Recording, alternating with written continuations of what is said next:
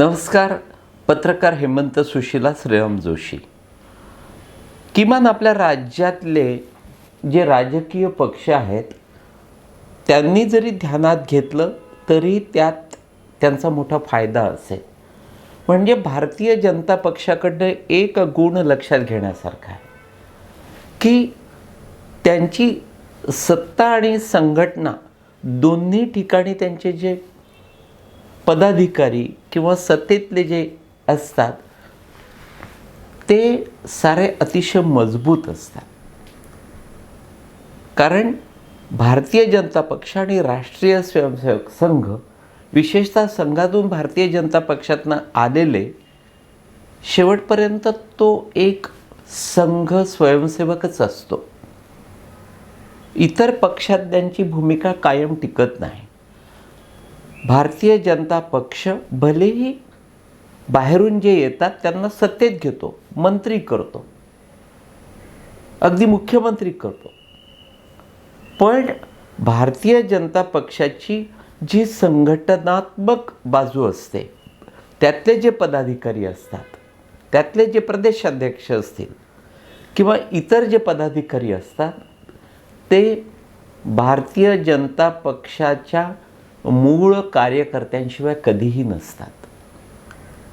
कारण त्यांना एक ठाऊक आहे की भारतीय जनता पक्ष उद्या यदा कदाचित आपल्या राज्यातून किंवा देशातून सत्तेत खाली उतरला आणि खाली उतरल्यानंतर जे संधी साधू असतात, जे कुंपणावरचे असतात, ते जरी भारतीय जनता पक्षाला सोडून गेले, कारण हा अनुभव त्यांच्यासाठी देखील नवीन नाही.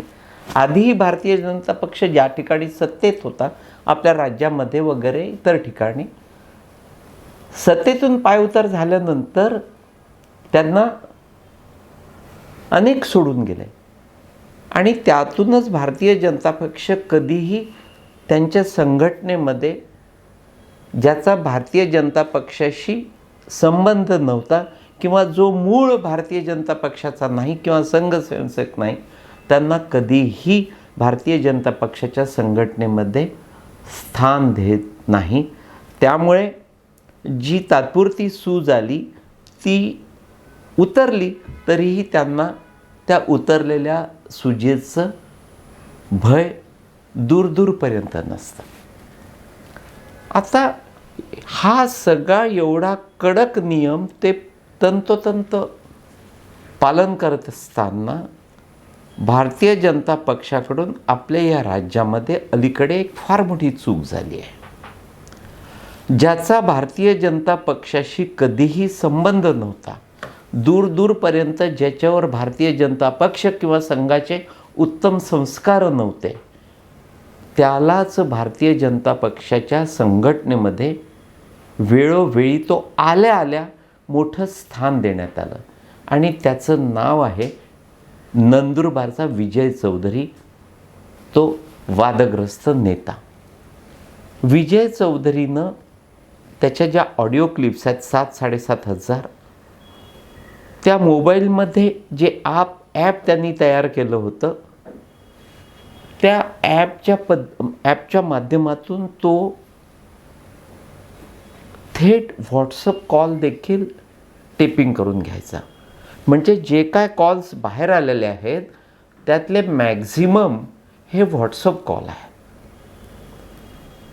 आणि हे व्हॉट्सअप कॉल, तुम्हाला आश्चर्य वाटेल, केवळ गिरीश महाजनांपुरते मर्यादित नाहीत किंवा त्यानं ज्या हिना गावित किंवा रक्षा खडसे पद्धतीच्या महिलांवर जे हीन आरोप केले आहेत, गलिच्छ आरोप केले आहेत, ते तेवढ्यापुरतं मर्यादित नाही.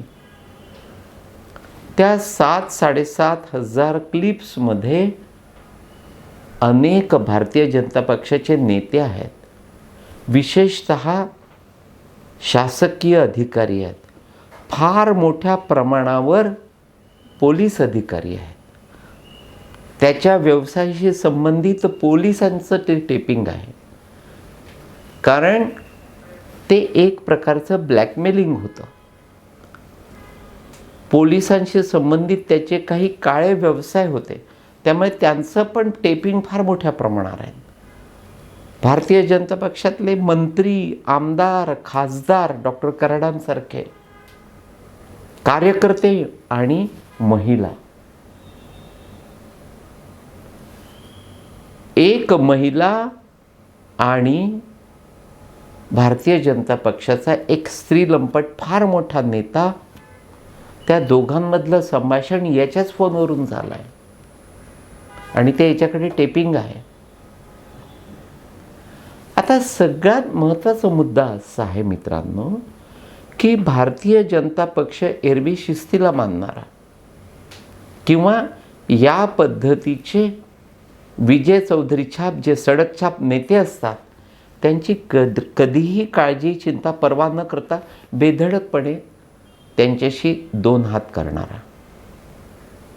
पण आज हे प्रकरण उघडकीला येऊन 15-20 दिवस उलटल्यानंतरही भारतीय जनता पक्षानं किंवा सत्तेतल्या भाजपनं किंवा महायुतीनं त्याच्या त्या 7,000-7,500 क्लिप्स जप्त का केलेल्या नाहीत.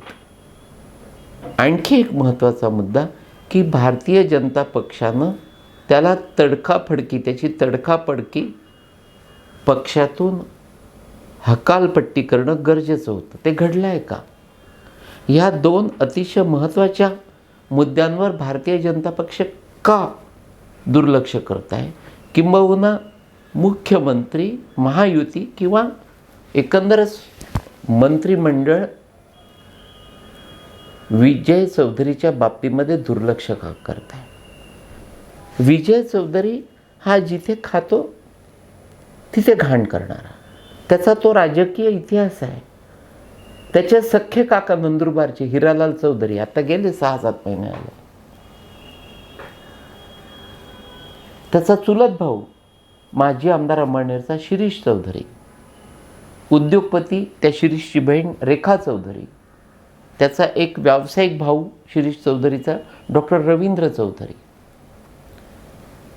थोडक्यात काय, या चौधरी कुटुंबांना आपल्या या चुलत भावाला पुढे आणण्यासाठी सर्वतोपरी सहकार्य मदत केली. हिरालाल चौधरीनं त्याला मुलागत लहानाचं मोठं केलं आणि राजकारणात आणलं, सत्तेत आणलं, चांगले दिवस दाखवले. पण हाच तो मनोज चौधरी जसा एकेकाळी शिवसेनेचा जिल्हाध्यक्ष असताना त्या शिवसेनेचा झाला नाही, तसा तो आपल्या काकांचा किंवा त्यांच्या मुलांचाही झाला नाही. त्यानंतर हा विजय चौधरी वन फाईन मॉर्निंग याच शिरीष चौधरी आणि त्यांच्या कुटुंबियांना राजकीयदृष्ट्या संपवण्यासाठी किंवा बदनाम करण्यासाठी त्या शिवसेनेतून बाहेर पडला आणि त्यानं विजय गावितांशी संधान साधलं. त्यांच्याशी तो खूप क्लोज होता. त्यानं शिवसेना सोडली आणि ज्या पक्षाचं नेतृत्व, ज्या राष्ट्रवादीचं नेतृत्व विजय गावित करायचे, माजी मंत्री विजय गावित करायचे, त्यांच्याशी त्यांनं संधान साधलं, त्यांच्याशी संबंध प्रस्थापित केले आणि त्यानंतर डॉक्टर विजय गावित जसे भारतीय जनता पक्षात आले, त्यांच्या संगतीनं हा भारतीय जनता पक्षात पण आला.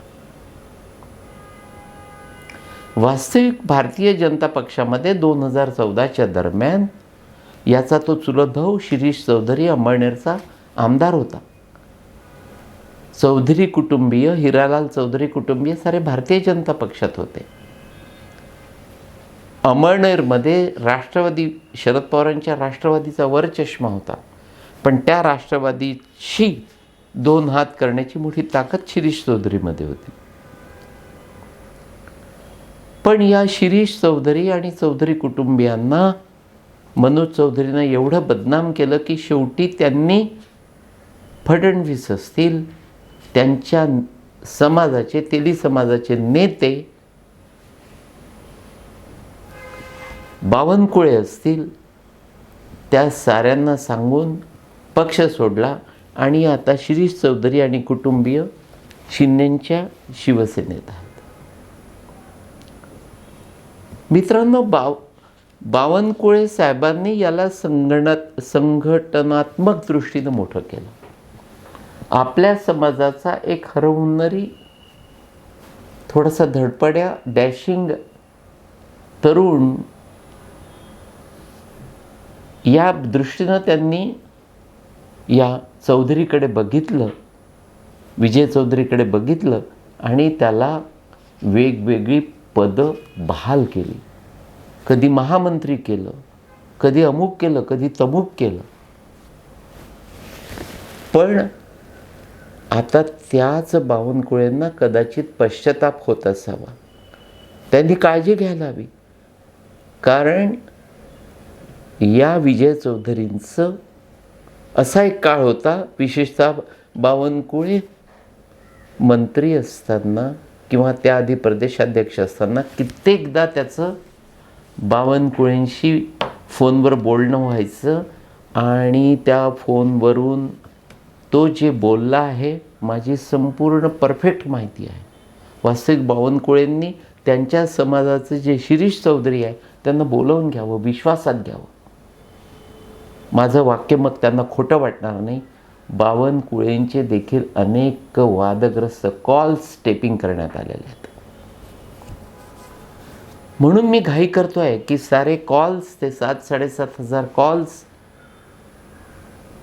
लगेच पोलिसांनी ताब्यात घ्यायला पाहिजे, त्यावर चौकशी झाली पाहिजे.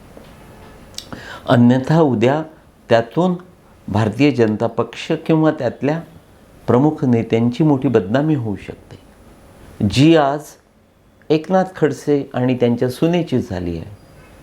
विजय गावितांच्या तरुण पोरीची, ज्या विजय गावितांनी त्याला मोठं केलं त्यांच्या मुलीला देखील त्यानं सोडलं नाही. भागवत कराडांची झाली आहे. आणि असे कितीतरी दर दिवशी तो कित्येकांशी बोलायचा.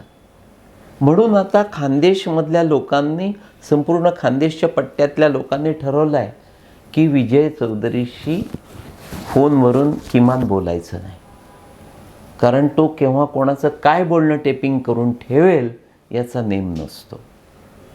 म्हणून सारे काळजीत आहेत. आजच्या व्हिडिओतला शेवटचा महत्त्वाचा मुद्दा तुम्हाला सांगतो मित्रांनो, की वास्तविक हे प्रकरण ज्या विजय चौधरीच्या पीएनं बाहेर काढलं, यश टिपरे यानं बाहेर काढलं,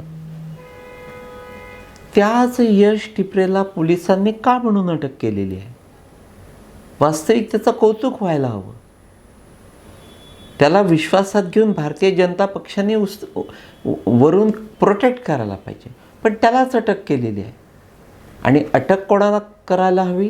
तर विजय चौधरीला, की ज्या पद्धतीनं त्यानं सत्ताधीशांना बदनाम केलं आहे, टेपिंग केलं आहे, संकटात आला आहे, ब्लॅकमेलिंग केलं आहे, त्यांचं करिअर उद्ध्वस्त करण्याचा मोठा प्रयत्न केला आहे. तो विजय चौधरी त्याच्यावर कुठली ॲक्शन नाही, तो मोकाट फिरतोय. भारतीय जनता पक्षानं हा अतिशय गंभीर विषय शिताफीनं आणि तातडीनं हाताळण्याची गरज आहे. हा विषय इथे संपत नाही मित्रांनो, याला अनेक गंभीर कंगोरे आणखी आहेत. तूर्त एवढंच मित्रांनो, नमस्कार.